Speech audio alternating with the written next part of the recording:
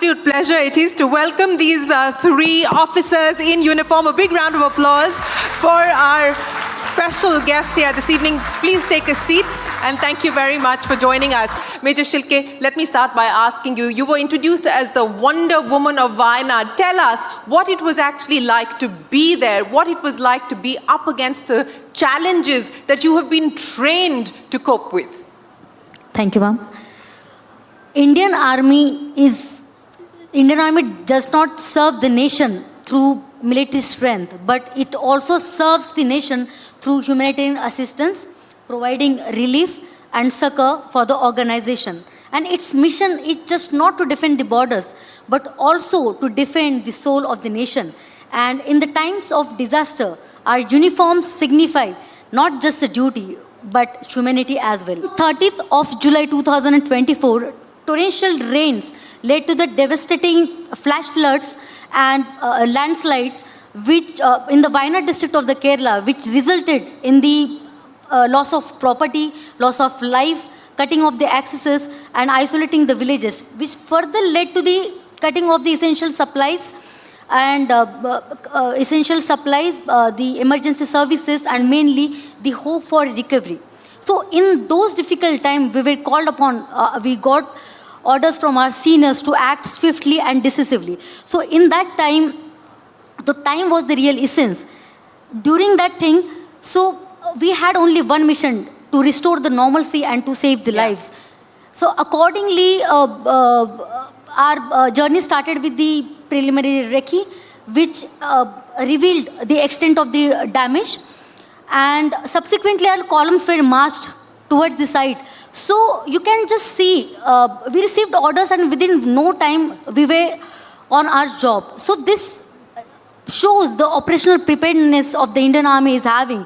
And this has just shown once again that be it any kind of natural calamity, Indian Army is there, always be there, to provide the relief and succor to the civil populace, always and every time. Squadron Leader Shivangi, let me come to you now. Many first to your credit as the first fighter pilot, woman fighter pilot to fly the Rafale. I have a backstory here. My father was in the Indian Air Force, so I've grown up on Air Force bases, and I had the opportunity to go up in a fighter jet for 90 minutes. And I can tell you, it takes a toll, not just emotionally, but more so physically. What is it like when you go up and you're at 5G, 6G, 7G? The physicality of that, Squadron Leader Shivangi. To start answering your question, I would say that whenever I sit in that cockpit, there is an immense pride which is filled inside me, and all the hard work that I have put in comes to my mind. The physical constraints which are being there, they are being handled by practicing on ground before walking for the sortie, as well as the physically keeping myself there. Apart from that, it also showcases that we as women have created an environment which is reshaping our roles in military as well as in the aviation. When you hear people say things like, well, why do we need women in the forces? Why do we need women fighter pilots? What is your response to that? And I know that all three services are making a concerted attempt at changing the ratio, bringing more women into the forces as well. When you hear that comment, how do you respond? Well, I would just say that we are flying a machine. Whatever we are operating, it is just a machine. It doesn't know the gender of it. Apart from that,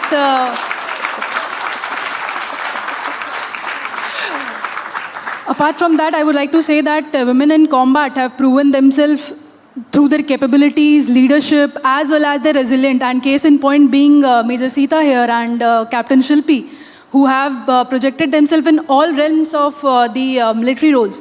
And this increasing number in the defense forces is also an indication of modernization of our defense forces. And it is also showcasing that we are making a gender neutral environment in which all women can prosper. Captain Shilpi, let's take the conversation forward with you. As I pointed out, this was not your first choice. You saw an ad in the paper and then decided that the forces were going to be your passion, the forces was going to be your dream and your destiny. Good afternoon, everyone. It's an honor for us to not just represent the armed forces, but to be a part amongst so many of women achievers. Thank you, Shireen, for that insightful question. I was actually elated to have the introduction being told, as she said, and she started with that question, which is a fireball now. So, as she did bring out very rightly, I was looking at academic pursuits, looking at doing something in the field of education, and very, very far away from the armed forces. My father has been a NCC paratrooper, and that's the only linkage I have with what it means to be in Fauj.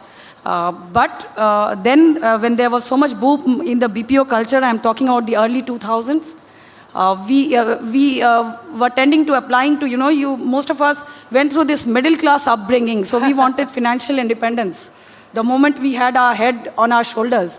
So we started off with that independence, and then in my case, I started applying for a lot of places which I thought I could meet up to. So Navy was one such opening. And I did apply without really realizing, which I've shared with the interviewer, what it really entails. So there I was. I went through the whole facet of being selected. And then, it's been not a roller coaster ride, but it's been a ride for being fortunate enough to the only life that you get, And I'm so very thankful for the life that I've chosen. You're currently positioned on INS Deepak. Take us through what that is like. I have been promoted to the select list rank of captain. In fact, the first few of us who've made it this year. So now I'm a controller of procurement in an organization called the Material Organization at Visakhapatnam. So I am on the provider side now, and we make sure that the ships get what they want. Anytime, anywhere, anyhow, which I'll come to when I talk about Deepak again. So that's my present role. But about 2 years back, I was appointed as a specialist officer on board Deepak. Just to introduce yourself to the audience what Deepak is. She is first of the Deepak class of ships, which was built in Italy, and she was commissioned into the Navy in Jan 2011. Post her commissioning, she plays the role of what we call it as the fleet support staff.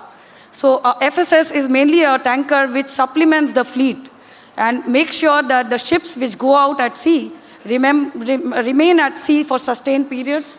They remain longer at sea and do what they are meant to do without coming back ashore.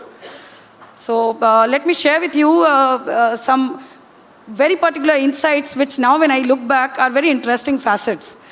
After about 17 years of service, when I was chosen and granted the permanent commission, I got the opportunity to serve on board the tanker. And then when I reached the jetty, should I say that she's based in Bombay. When I reached the jetty, she's a 175-meter long ship. And I did crane my neck to look at her superstructure. She's that Imposing long a figure. and she's that imposing. So to tell you the truth, which I must share now, I had butterflies in my stomach. But as we are trained to, my counterparts from the Army and the Air Force will also agree. My alma mater is INS Hamla, which is a depot ship at Mumbai, which trains all logisticians. So, during my sub-lieutenant time, I was told something which stayed put in my mind. We were told we are facilitators as logisticians. We have to make sure with all our efforts that the ship leaves the harbor and she's deployed for whatever mission she's meant to. So when I got the opportunity of being on board Deepak, I was there for good about 13 months. Yeah.